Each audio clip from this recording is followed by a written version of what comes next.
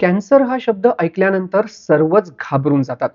Cancer म्हणजे death sentence असा अनेकांचा समज आहे.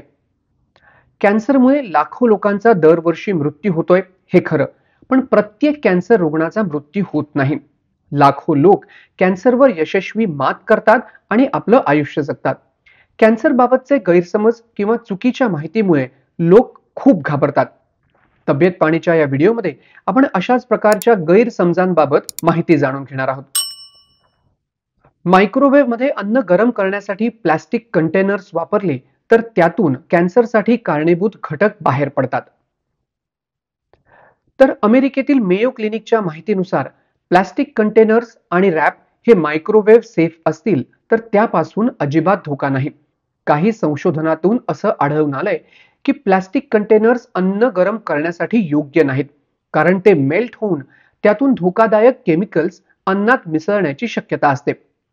त्यामुळेच मायक्रोवेव्ह सेफ नसलेले प्लास्टिक कंटेनर्स अन्न गरम करण्यासाठी अजिबात वापरू नका. मग मोबाईलमुळे कॅन्सर होतो का?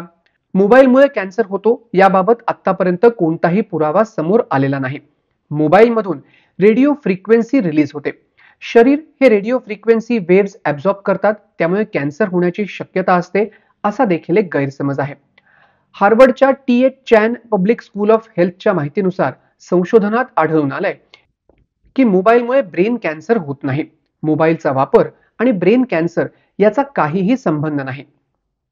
कॅन्सरग्रस्त रुग्णांनी साखर खाऊ नये. साखरेमुळे कॅन्सरची वाढ तीव्र होण्यास मदत होते. तर मेयो क्लिनिकच्या माहितीनुसार डाएटमधील साखरेचं सेवन आणि कॅन्सर याबाबत अधिक संशोधन हे गरजेचं आहे. शरीरातील सामान्य पेशी किंवा त्या पेशी कॅन्सरच्या असू देत, ऊर्जेसाठी साखरेवर अवलंबून असतात. कॅन्सर पेशींना साखर मिळाली म्हणजे त्यांची वाढ तीव्र होत नाही, आणि त्याचप्रमाणे कॅन्सर पेशींना साखर न दिल्यामुळे त्यांची वाढ हळूहळू देखील होत नाही. जास्त प्रमाणात साखरेच्या सेवनामुळे काही कॅन्सरचा धोका वाढतो. उदाहरणार्थ अन्ननलिकेचा कॅन्सर. जास्त साखरेमुळे वजन वाढतं, त्यामुळे मधुमेह होण्याची शक्यता असते आणि ज्यामुळेच कॅन्सरचा धोका देखील वाढतो. तर पुढचा मुद्दा आहे आर्टिफिशियल स्वीटनर्स कॅन्सरसाठी कारणीभूत आहेत. कॅन्सर रिसर्च यूकेच्या माहितीनुसार साखरेऐवजी वापरले जाणारे आर्टिफिशियल स्वीटनर्स असलेलं अन्न किंवा पेय सेवन केल्यामुळे कॅन्सर होण्याची शक्यता नाही.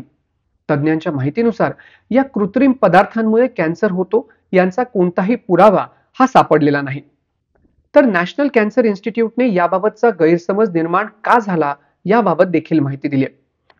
त्यांच्या माहितीनुसार अभ्यासात असं दिसून आलं की सायक्लेमेट आणि सॅक्रिनमुळे प्रयोगशाळेतील प्राण्यांमध्ये, खास करून मेल रॅटमध्ये मूत्राशयाचा कर्करोग होतो असं दिसून आलं. तेव्हा कृत्रिम गोड पदार्थ आणि कर्करोगाबद्दल प्रश्न निर्माण झाले. त्यांनी पुढे स्पष्ट केलंय की याच अभ्यासातून माणसांमध्ये कर्करोगाशी संबंध असल्याचे स्पष्ट पुरावे मिळालेले नाहीत. मग कॅन्सर सर्जरी किंवा बायोप्सी केल्यामुळे शरीरात कॅन्सर पसरतो का? नॅशनल कॅन्सर इन्स्टिट्यूटच्या माहितीनुसार सर्जरीमुळे कॅन्सर शरीरात पसरेल याची शक्यता फार कमी आहे.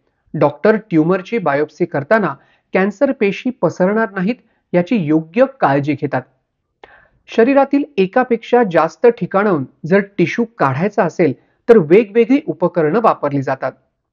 मग आपण जे डिओड्रेंट वापरतो त्यामुळे ब्रेस्ट कॅन्सर होतो का? तर मेयो क्लिनिकने दिलेल्या माहितीनुसार डिओड्रेंटच्या वापरामुळे ब्रेस्ट कॅन्सर होतो याचा कोणताही पुरावा समोर आलेला नाही. काही रिपोर्ट्सच्या माहितीनुसार यात ॲल्युमिनियम सारखे धोकादायक घटक असतात जे त्वचेमधून शरीरात प्रवेश करतात. पण कोणत्याही संशोधनामध्ये यामुळे ब्रेस्ट कॅन्सर होतो असं दिसून आलेलं नाही. आतापर्यंतच्या पुराव्यांनुसार डिओड्रेंटमुळे ब्रेस्ट कॅन्सर होत नाही. मग हर्बल औषधांनी कॅन्सर बरा होऊ शकतो का? तर मेडिकल न्यूज टुडेच्या माहितीनुसार हर्बल औषधांनी कॅन्सर बरा होतो याचा कोणताही पुरावा नाहीये. ॲक्युपंक्चर, मेडिटेशन किंवा योग यांसारख्या गोष्टींमुळे कॅन्सरग्रस्त रुग्णाला येणारा मानसिक तणाव किंवा ताण हा कमी होण्यास मदत मिळते. कॅन्सर ट्रीटमेंटचे साईड इफेक्टही ह्या कारणांमुळे कमी होऊ शकतात. मग माझ्या कुटुंबात कोणाला कॅन्सर झाला असेल तर कॅन्सर मलाही होईल का? तर नॅशनल कॅन्सर इन्स्टिट्यूटच्या माहितीनुसार कुटुंबात कोणाला जर कॅन्सर झाला असेल तर तो तुम्हालाही होईल असं अजिबात नाहीये. कॅन्सर शरीरातील जीनमध्ये झालेल्या म्युटेशनमुळे होतो.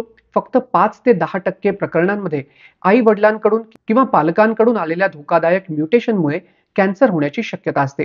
ज्या कुटुंबामध्ये कॅन्सर पालकांकडून पसरतो त्यांना एकाच प्रकारचा कॅन्सर होतो. मग कॅन्सर संसर्गजन्य आहे का? तर कॅन्सर संसर्गजन्य आहे हा गैरसमज आहे. कॅन्सर संसर्गजन्य नाही. कॅन्सर झालेल्या रुग्णापासून इतरांना कॅन्सर होत नाही.